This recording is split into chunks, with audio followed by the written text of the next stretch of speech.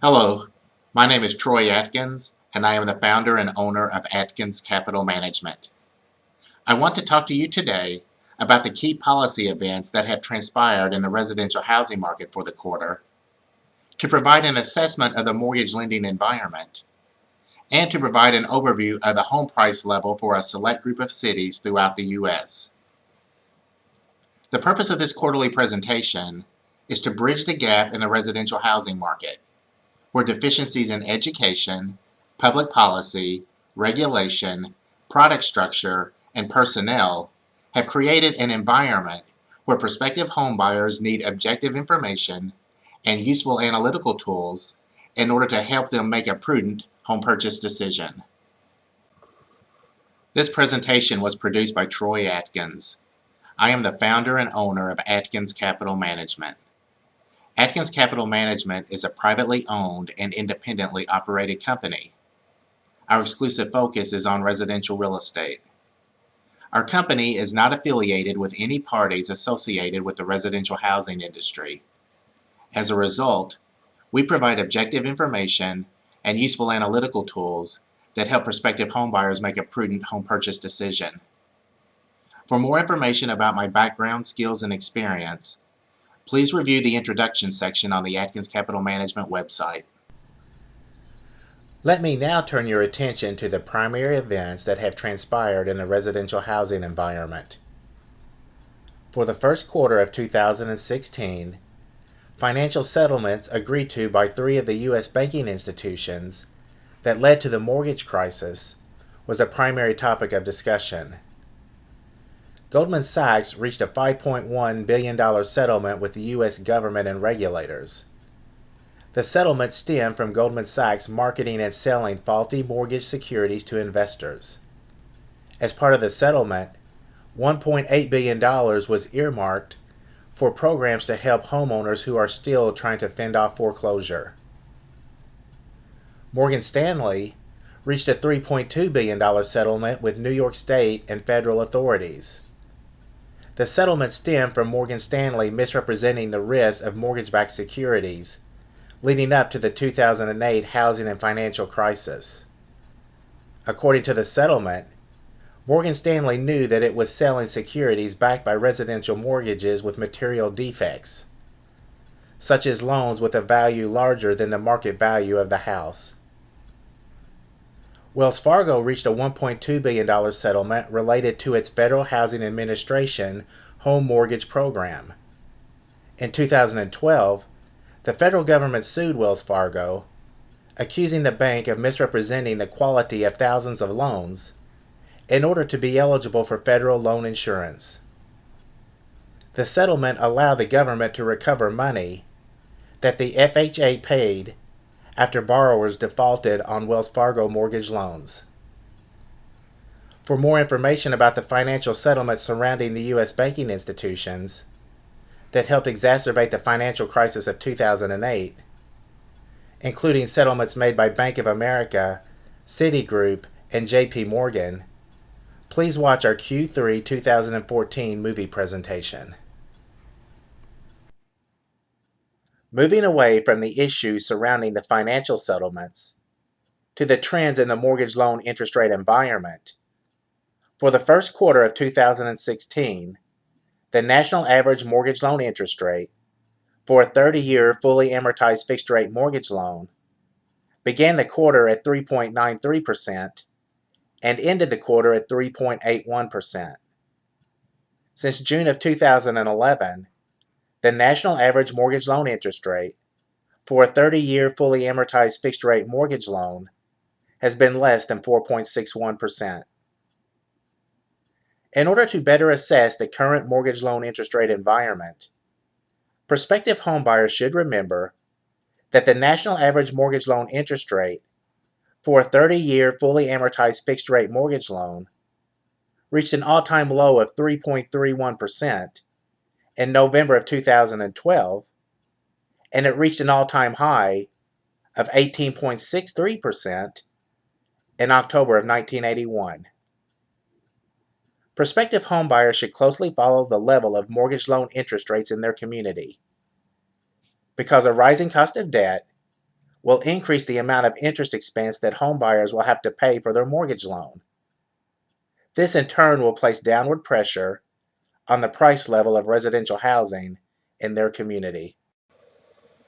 Now that I have provided an overview of the events that have taken place in the residential housing environment for the quarter, let me turn your attention to the proprietary financial methodology and cloud-based analytical tool that can be used to provide an assessment of the price level of homes in a community. The Adkins Residential Home Valuation Analyzer is an internet-based software application that analyzes the relationship between the median home price level for a city and the median household income level for the city. With this information, the software application takes into account the most recent month-ending national average mortgage loan interest rate for a 30-year fully amortized fixed-rate mortgage loan, and the assumption that no more than 28% of pre-tax household income should be spent by homeowners in order to repay the principal and interest costs for their mortgage loan. By utilizing this information, the Adkins Residential Home Valuation Analyzer can accurately assess the price level of homes in a city. From the first analytical perspective, the Adkins Residential Home Valuation Analyzer determines the level of underpricing or overpricing of homes in a city by calculating the mortgage loan interest rate that justifies the price level of homes in the city. With this information, the justified mortgage loan interest rate is compared against the national average mortgage loan interest rate in order to accurately assess the level of underpricing or overpricing of homes in a city. From the second analytical perspective, the Adkins Residential Home Valuation Analyzer calculates the percentage of household income that would have to be spent by the people that live in a city in order to justify the price level of homes in the city. With this information, the justified percentage of household income amount is compared against the traditionally accepted household income amount of 28% in order to accurately assess the level of underpricing or overpricing of homes in the city. By utilizing the Adkins Residential Home Valuation Analyzer, prospective homebuyers can determine the level of underpricing or overpricing of homes in a community in order to assist them in making a prudent home purchase decision. For more information about our finance-based analytical methodology and the Adkins Residential Home Valuation Analyzer, please watch our review of residential real estate analysis valuation methodologies movie presentation and our residential real estate analysis software application movie presentation. Both of these presentations can be found on the Adkins Capital Management website. Now that I have provided an overview of how the Adkins Residential Home Valuation Analyzer is utilized, let me provide an overview of the home price level for a select group of cities across the U.S.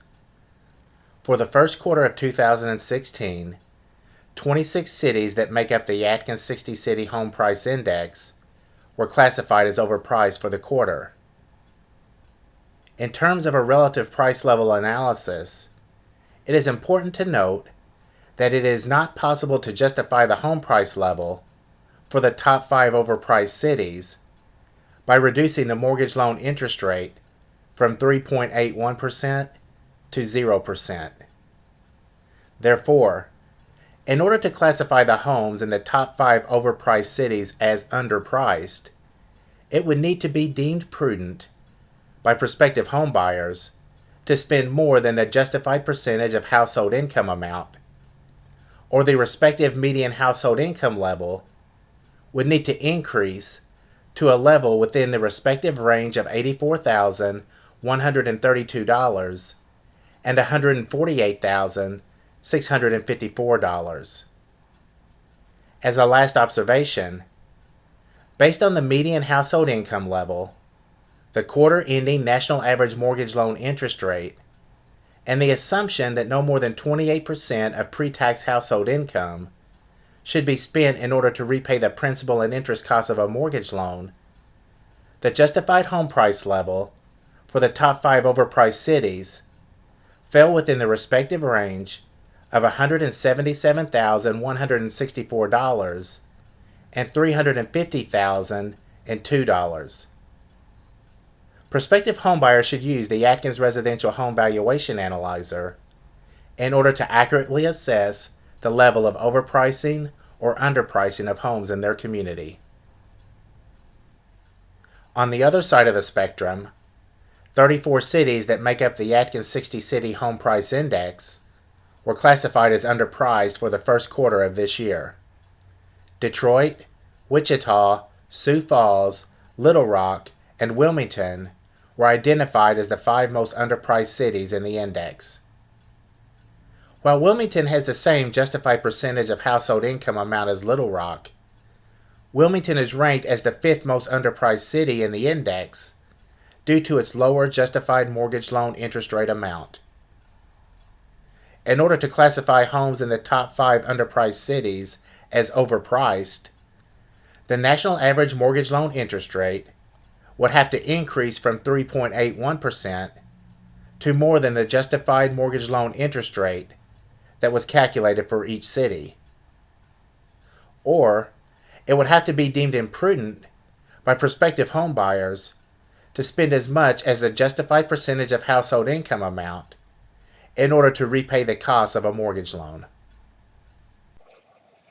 Given the events that have transpired in the residential housing market, and taking into account the fact that buying a home will likely be the largest single financial transaction that prospective homebuyers will ever make, and the bulk of their net worth will likely be tied up in their home, prospective homebuyers should use the Adkins Residential Home Valuation Analyzer in order to analyze residential real estate from 5 financial perspectives.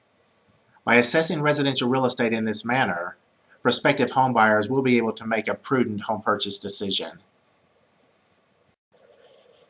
For more information about the Adkins 60 City Home Price Index, to watch our catalog of residential housing movie presentations, and to subscribe to use the Adkins Residential Home Valuation Analyzer, please visit the Adkins Capital Management website at residentialrealestateanalysis.com. Thank you for taking the time to listen to this presentation.